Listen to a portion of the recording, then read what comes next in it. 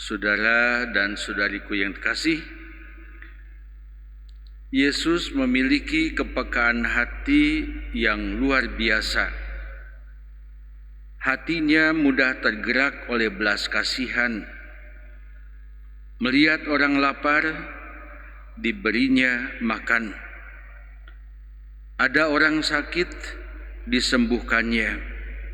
Ada orang berduka, diberinya penghiburan. Yesus tidak membiarkan seorang pun terlantar.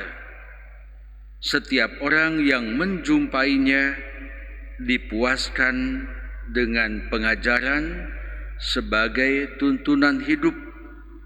Setiap orang yang lapar dan menjumpainya diberinya rezeki, diberinya makanan. Orang yang datang terhuyung-huyung karena sakit, diulurinya dengan tangan yang penuh kuasa, dengan ucapan yang menyembuhkan. Saudara dan saudari yang kasih, itu yang terjadi dan yang teralami bagi orang-orang di sekitar Yesus saat itu. Lalu bagaimana perkembangannya hingga saat ini? Kalau kita memperhatikan kehidupan banyak orang yang percaya kepada Yesus, yang mengikuti Yesus, imannya masih sering tergoyang oleh keraguan.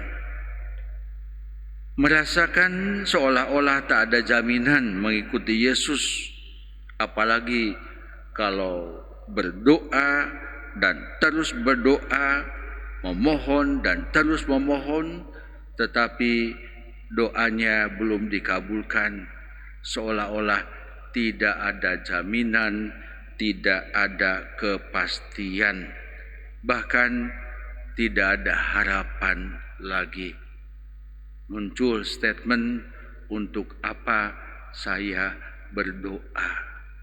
Toh Tuhan tidak memperhatikan saya.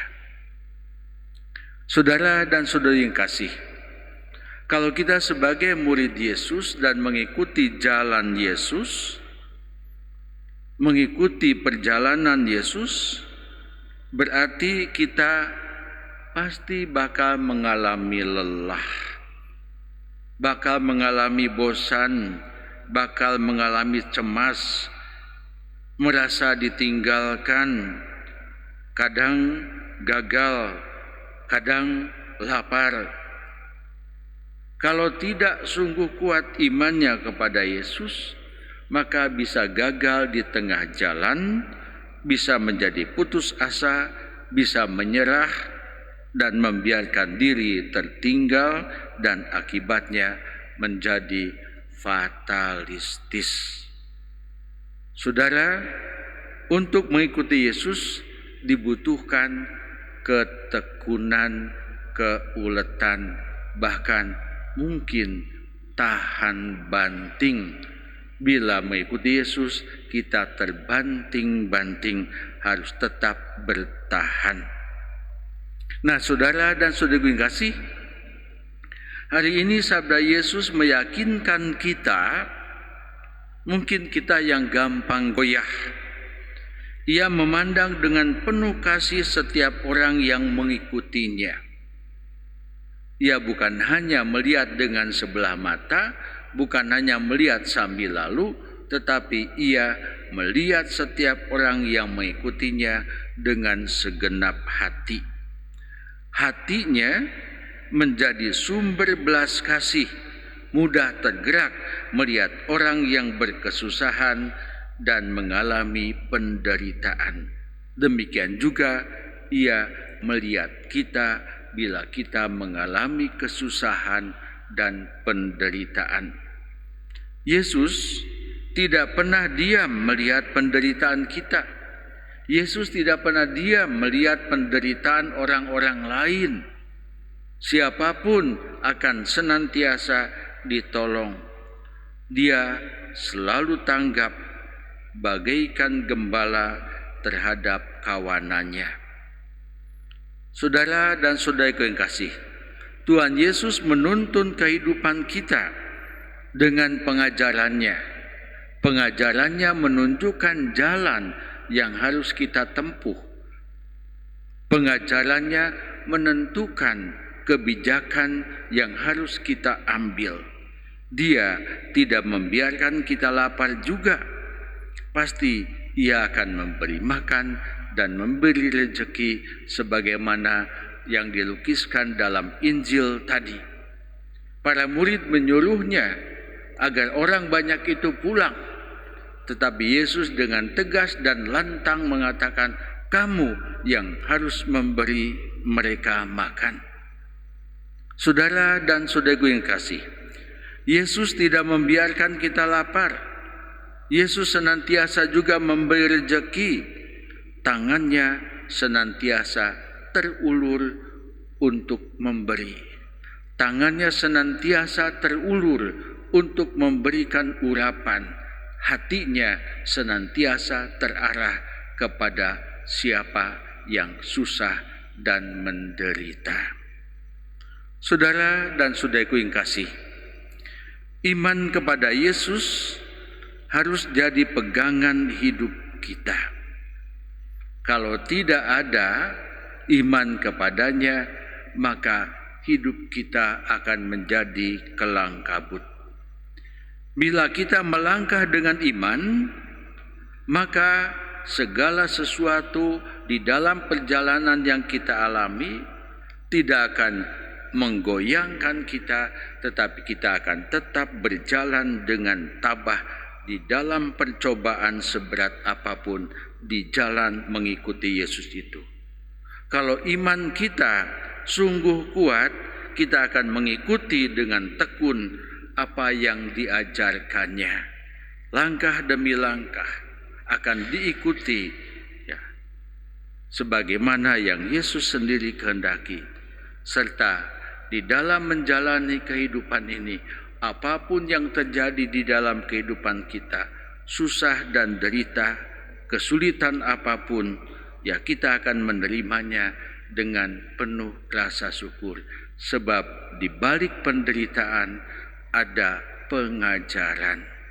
Di balik penderitaan, di balik kesusahan, di situ ada juga kebijakan untuk kehidupan.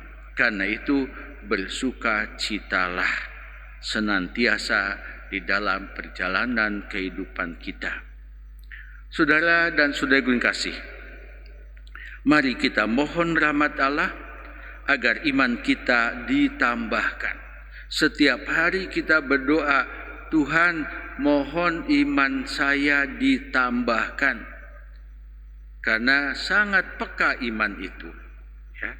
Kalau kita tidak setiap hari mohon supaya iman kita ditambahkan, berseru kepada Tuhan, mendekatkan diri kepada Tuhan, maka iman itu akan sangat mudah terganggu dan sedikit demi sedikit kita meninggalkan Tuhan. Mari kita mohon juga kepada Tuhan agar kita semakin diyakinkan bahwa Allah tidak akan pernah memberi beban dan percobaan melampaui kemampuan kita. Memang di dalam perjalanan kehidupan kita ada percobaan, ada kesulitan, tapi ingat bahwa setiap percobaan itu bukan datang dari Tuhan, tetapi datang dari kehidupan. Tetapi Tuhan mengizinkan adanya percobaan itu, tetapi tidak akan melampaui kemampuan kita. Pasti Tuhan bisa mengukur hati kita. Tuhan bisa mengukur pikiran kita. Tuhan bisa mengukur seluruh kemampuan kita. Ia tidak akan pernah membiarkan suatu percobaan melampaui kemampuan kita.